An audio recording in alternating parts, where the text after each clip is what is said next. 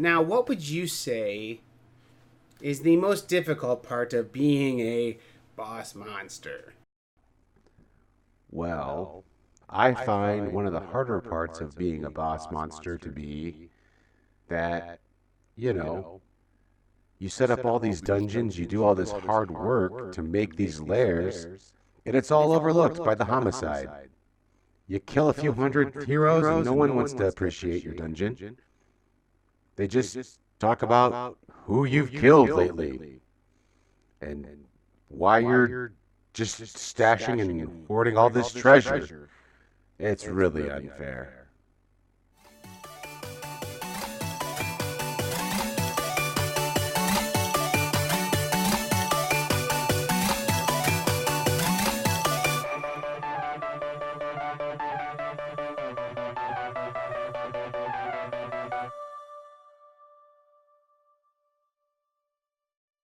Before we even set up Boss Monster, I want to talk about the packaging. The box looks like it's beat up and scuffed up, and it's not. It's just the design of the game. The box has like a patina built into it. So if you're somebody who gets really upset about your games not being in perfect condition or getting damaged in shipping or something, these games have those little scuffs on there, and that's kind of cool. It's emulating that we have an NES cartridge box. Let's just say from 1985, and that symbol right there is very much a nod to the old NES certified symbol that was on the cartridge boxes when I was a kid. Beyond that, even I think this is when less people may even notice the instructions in this game. I think they went with this size right here because this is about the size and definitely the aspect ratio of the instruction manuals that we would have in our games when I was a kid. So when you bought in 1988 or so, when you bought Super Mario Brothers 2, it would have an instruction booklet that looked and felt a lot like this. So that was a really cool little nod to old video game culture, I thought. We're going to have 5 decks that come in the box. And so the setup is basically going to be this. We're going to separate these 5 decks out. We're going to separate our heroes and epic heroes, rooms, spells, and bosses. And once we have that done, then we basically are going to be able to get to giving people cards and going from there. One other thing I want to note, though, before we move into that, are this game, we have to scale based on player count. So I did scale this down for 2 players.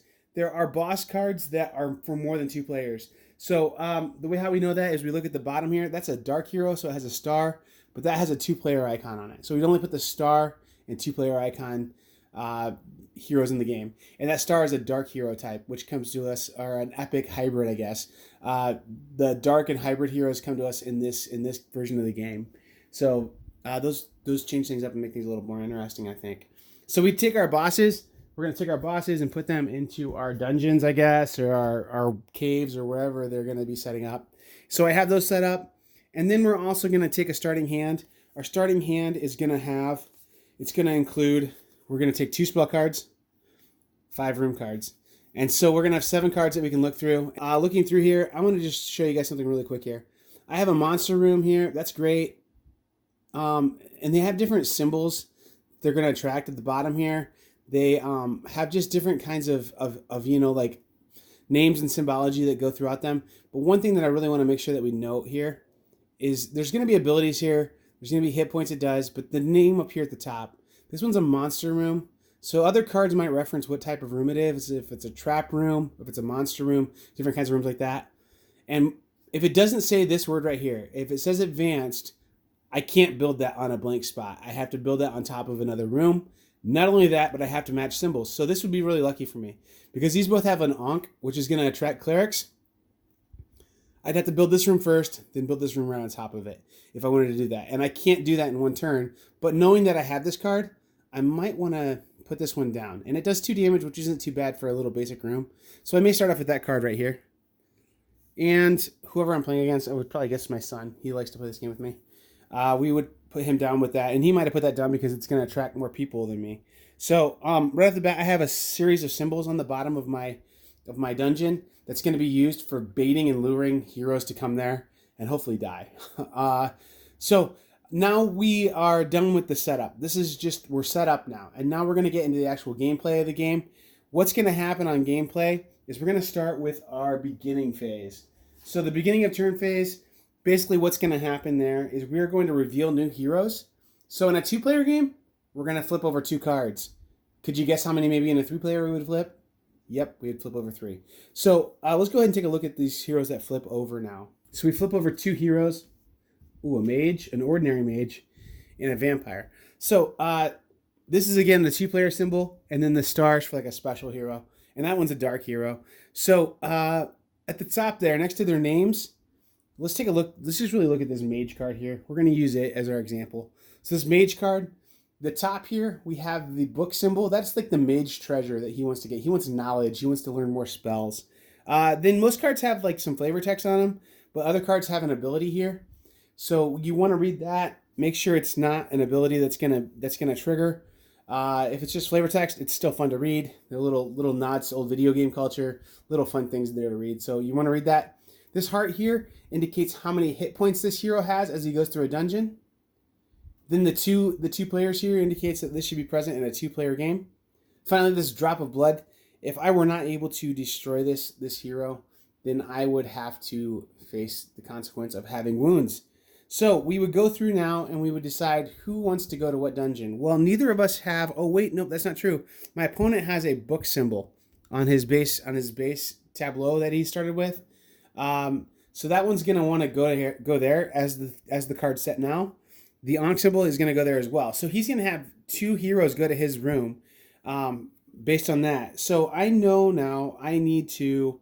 I get to draw a card at the beginning of turn phase. So I'm gonna put another card in my hand.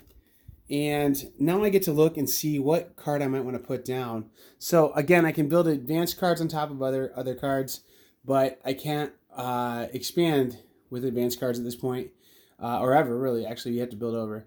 So I could add more symbols, and I could at least make some things ties, so that way that I could not give him points, or maybe I don't. Yeah, I don't think I'm going to be able to win anything here. So I do have spell cards still, so I could do one of my spell cards. If it's on the hammer side here, that means it would happen during the building phase. If it's the axe, it would happen during the main adventuring phase. So I think what I would do as a good player in this game, I think I would probably try and put this book down. So at least it's tying one of those. And that's actually, you know what though, maybe not, because it is early in the game. I'm not sure he's going to be able to defeat those people. But maybe he can. If he can, he's going to get a bunch of points. So the mage is only a 4 hit point. I think he definitely could pull that off, especially if he has any kind of spell. So I want to try and make it a tie so that guy wants to stay put in town. So I would put this card in my tableau. So I put that card face down. Everyone does this simultaneously. And then we flip our cards. And then we just resolve who goes to what dungeon. So let's say that, just for the instance of this particular playthrough, let's just say that the mage did want to come to mine for some reason, like just a hypothetical. He wouldn't in this game, it'd be a tie, but let's just say that I did have the most. Well, the mage is coming here and he's going to go through these rooms from left to right. And so what's going to happen is he's going to come into this room, and it has an ability, and I don't think I need to worry about the ability because I don't want to deactivate any rooms right now. Maybe I would want to deactivate a room in his dungeon to give him some wounds, but I think at this point, those 2 hit points are going to be much more critical for me. So he'd go here. He has 4 base hit points, minus 2. This room did 2 points of damage to him. Then he goes to the haunted hall, gets 2 more points of damage. So now he's at 0 hit points. He actually dies in this room.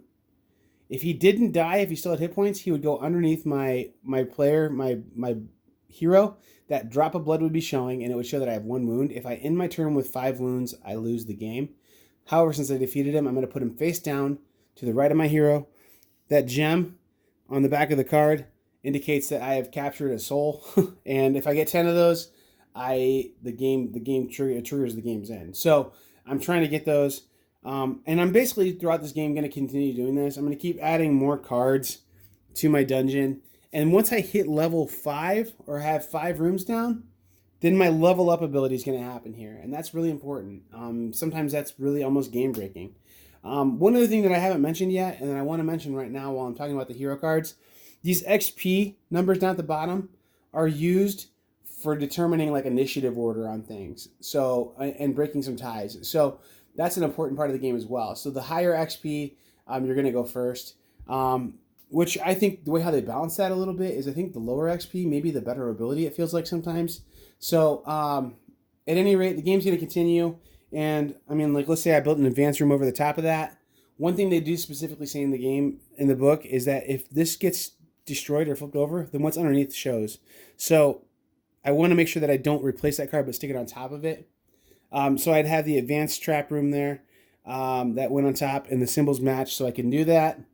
It's going to do more damage now, and it's also going to have a once per turn ability. So as I keep going, my tableau is going to get better and better. I like the idea of using a tableau to simulate level creation with a boss, and it's kind of a fun perspective that you are a boss monster trying to attract heroes to destroy them. So let's go ahead and get back into the studio, and I'll give you some final thoughts on Boss Monster, the next level. So that's not even really a rules explanation of Boss Monster, but just kind of an overview. I want you to get a feel for what I'm going to say about this game and have some background knowledge. So let's get right into it. Some highlights. I love the retro art, and I love the references in there. It feels like you can make a connection on almost every one of the cards to something that I played as a kid. Castlevania or Zelda or just, I mean, whatever. There's a card called All Your Base. That was a big meme a few years back with the poorly translated video game subtitles. So all the things in this game, all your cards have references, maybe is the way to say it. So the cards all have really cool references on them. That's really fun. And it's kind of like it's a little nod at people like me who are, retro old school gamers who have become board gamers now. So I like that. I played this one with my teenage son. He really enjoyed it. He probably liked it better than me, to be honest. He likes really light filler type games. He's really into them. And he rated this one his own personal rating, like out of a 10-point scale. He gives almost everything a 7 or below, it feels like. He thinks 5 is an average game. It's okay. He gave this one an 8. So, I mean, he really does enjoy it. So, it's going to be one that's going to appeal to a lot of different people, especially like geeks like me, I guess. I like this game. It's fun. It does tableau building too in a really simple way, but it's so thematic and fun that I really just like it. So the theme of this game, where you're playing as the bad guy and you're building a dungeon, it feels like city building and tableau all together, kind of in a way. I mean, the dungeons are kind of abstracted, but like you get to see the art that kind of goes together, and it feels like you're building rooms. And I used to, when I was a kid, this is before Mario Maker, and this is before, Little Big Planet and games where you can make your own levels.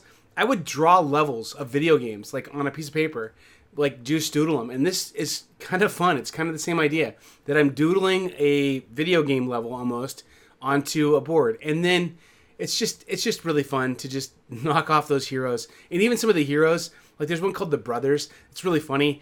And I was playing as kind of like the Koopa character almost. So the Brothers came into my dungeon. And it was just kind of a cool epic moment that you just kind of feel.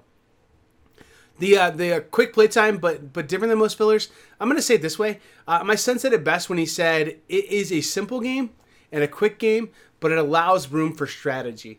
And I think that's a good way to put it. So I think that this game is pretty light and it's pretty quick. But it's like the first time you play this game, you just kind of understand the rules and you understand these cards can't synergize. And then the second time you play and third time and on, you get better at it, at looking for these synergies and just trying to like play the field the best you can, saying these guys are coming out, these monsters are going to be appearing, I need to be ready for that. And so how do I get ready? I gear up by doing this, this, and this. You know what I mean? So I think that's really neat in this game. I really do enjoy that a lot. So it is a filler game, I would say. It plays in under a half hour. It's something that you can play pretty quickly, and with one of the expansions, you can play 5 and 6 players. So a lot of players can play it.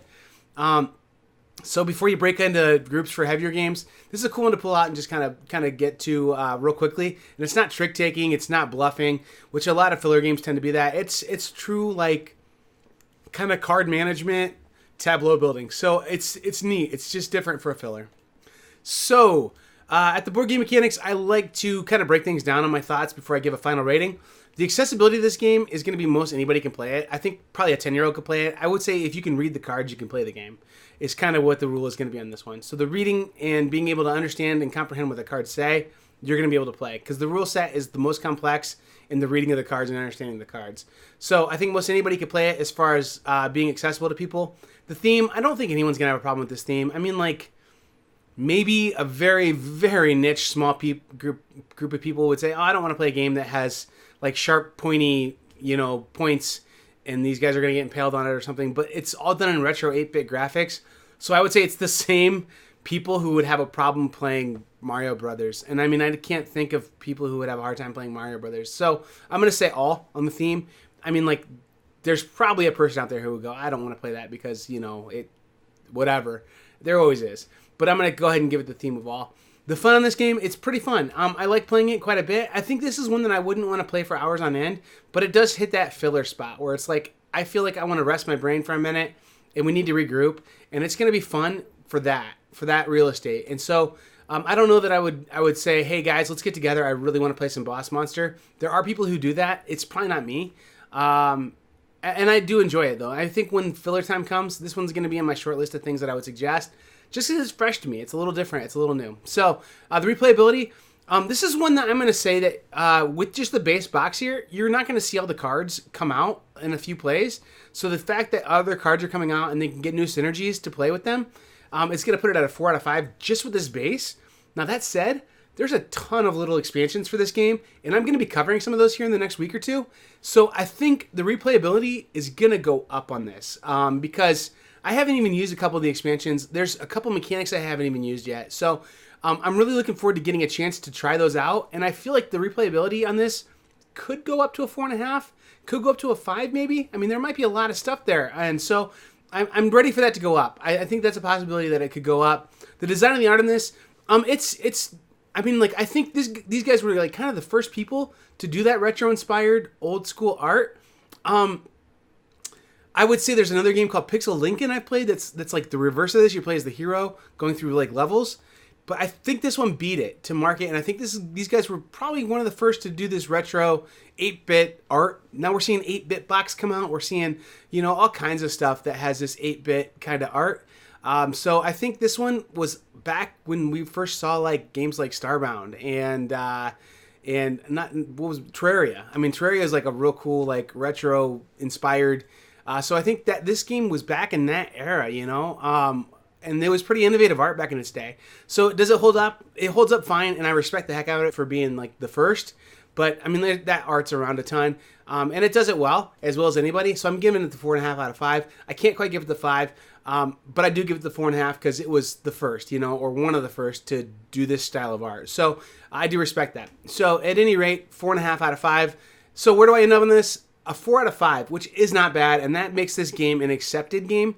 I'm going to put the caveat, this is a filler. So this is a board game mechanics accepted game under the category of a filler. So that means, again, like, am I going to suggest we get together and we specifically drive from all over the city to get together at a game shop to play this game in particular? Not me, personally. Probably this is that for some people, but for me personally, it's not quite that. But that said, every time I get to the board game shop or the library or wherever I'm having a game day, and I know we've got to fill half an hour, this is going to be in the short list of games that I'm going to suggest and say, hey, let's throw this one on the table and let's give it a play. So if you've enjoyed this review, please pay attention, and you can do that really easily by subscribing, because I am going to be covering at least 2 more Boss Monster videos in the next couple weeks. I want to take a look at a couple of little expansions, and then I also want to look at the rise of mini bosses, which I think really does fundamentally change the game, makes it a little more complex, and I'm really going to enjoy that, I think. And I think maybe if you thought, oh, this game might be a little light for me, let's see how mini bosses does for you. So go ahead and subscribe, pay attention to what we're doing here, and that video will be out in the next week or so. If you're watching this not near release, it's probably already out, so maybe go find that. And that's about it, guys. I've been Joe from the Board Game Mechanics. If you enjoy this, or if you think, man, I could stand to listen to that guy more, man, bless you. You're awesome. But I do videos on here fairly often. Then also I have a co-host, Jason. He's the perfect co-host for me. He is just a great pair for me. And so I think he and I have something special. We do a podcast. You can find a link to the podcast in the footer of this. So if you would like to get a chance to watch our podcast, listen to or watch, you can watch them here on the YouTube channel, or you can find it over on our website that's mentioned down below. The RSS feeds are there, which are, I don't know if that means anything to you or not, but that's how you subscribe to it on like your Apple devices or Android devices, so that you can listen to it while you're in the car or whatever. Thanks for being here. Thanks for all the support, the likes, everything you guys have done in the last year. If you're a fan that has been with us for a while, man, continue to appreciate you. Our growth has been so great, and I know it's got to be because you guys are spreading the word. So keep that up. Really appreciate it. Anyway, I've been Joel, and keep gaming.